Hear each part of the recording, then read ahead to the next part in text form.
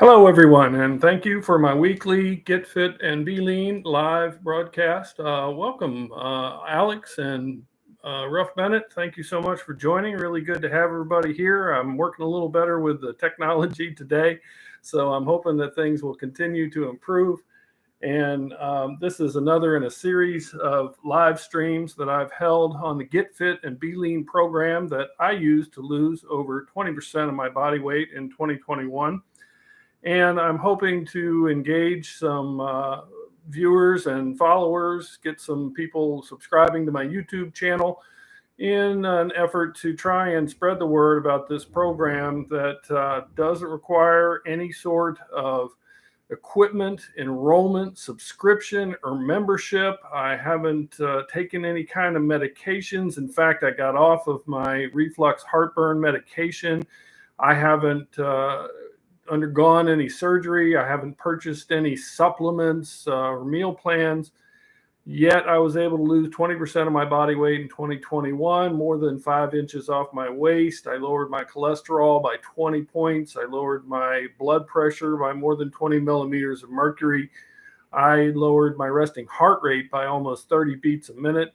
And I really want to try and carry a message that this is something anybody can do. They can do it from their own home. And if you want to take a look, starting at the very beginning on January 1st of 2021 at my TikTok videos, you can see almost every workout that I did for a year. You can see almost every meal that I ate.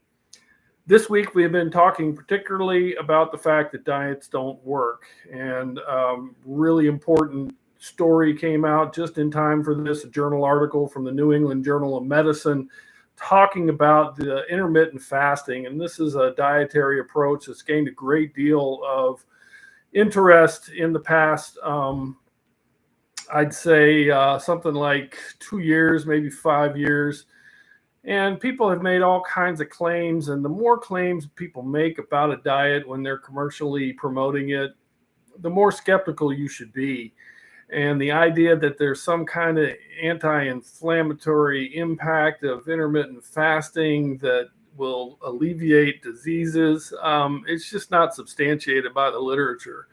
And most recently, the New England Journal medical article that I put on my Twitter account, you can check out, looked at it. It was a pretty rigorous study for a dietary study. A lot of dietary studies, they have to do retrospective or they have to just take general populations. This was actually an entire population that they assembled, and they assigned them to either intermittent fasting or not. Any weight loss that they saw in the intermittent fasting group was really just accounted for by a caloric difference when they weren't eating those meals. And then the other parameters that they looked at, the biological parameters, none of those really showed any significant impact. So it's clear that there are an endless number of diets available. There are diets that are based on meat, carnivore diets and keto diets. There are diets that are based on only vegetables. There are diets, Scarsdale, the paleo, the an uncountable number of them. And the research is very clear that many of the people who are successful in losing weight with these diets eventually gain it all back. And within 5 years, some of them even gain more than they had when they were first starting. So I really want you to steer away from fad diets, not because I have some kind of problem with people that only eat meat. I think it's a little crazy, but because it's just not effective for a weight loss technique. And the literature is really clear. They've looked at twin studies in Finland. I posted one of those on my Twitter account. And the twin study showed that the twin who had attempted to diet even once was at a higher weight 5-10 years down the road than the twin that didn't diet at all. And none of the twins who did attempt dieting were at a lower weight. So it's just not effective. And it's not a question of your individual physiology. It's not about whether or not you have discipline. It's a question of our body's adjustments and what happens within us when we try to diet through particularly radical changes in what we eat and our dietary approach and the kind of foods that we eat, these things are very difficult to sustain over the long term. And what I've tried to do with the Get Fit and Be Lean program is talk more about what you can eat, what I recommend you eat, rather than demonizing any kind of food. I don't go after sodas or processed foods or, chips and Doritos. My goal is single serving portions, okay? And that's what I strive for. And my other goal, the second foundation of the nutritional aspect of Get Fit and Be Lean, is a diet that strives for 2 servings of raw or steamed vegetables at lunch and 2 servings at dinner. And what I have done is combine that with a series of calisthenics that anybody can do in their own home. You can do them anywhere. I chose calisthenics because they're free. They don't require any equipment. They really don't require any kind of expertise. You don't have to have any special program or a special place. And you can adjust the difficulty of the calisthenics to your own abilities. So with these 3 basic principles, portion control, 2 servings of raw or steamed vegetables at lunch and 2 servings at dinner, and regular calisthenics, I've been able to achieve these kind of results. And I think that almost anybody can do this. I've been doing these exercises for more than a year. I'm pushing 60. I've sustained no injuries. I haven't had to get any kind of medical care. I've taken, maybe some Motrin or Tylenol at some point or other.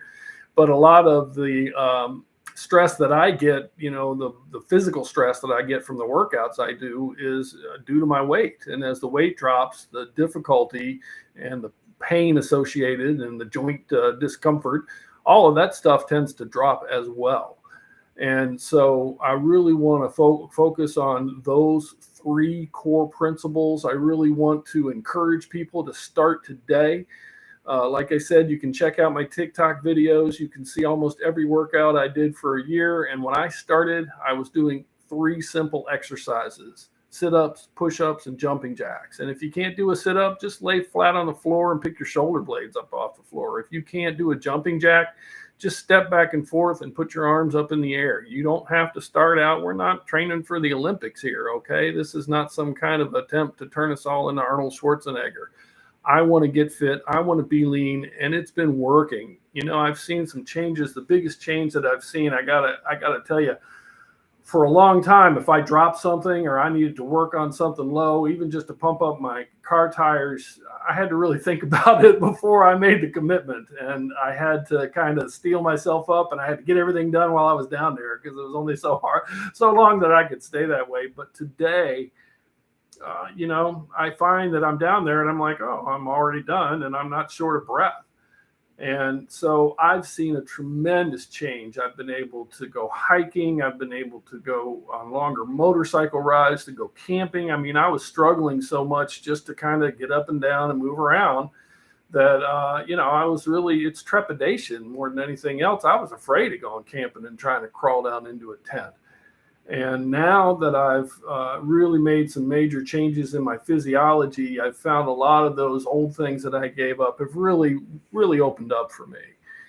And so, it's harder to do the live streams now that I've switched over to these other platforms because I don't get as much engagement. And the reality is that I can't say that I know as much about how to handle these platforms. But I do believe that they do have a broader reach, and I can't go back to TikTok because of the problems with the Russian invasion and their tacit support, by the way, of ignoring it.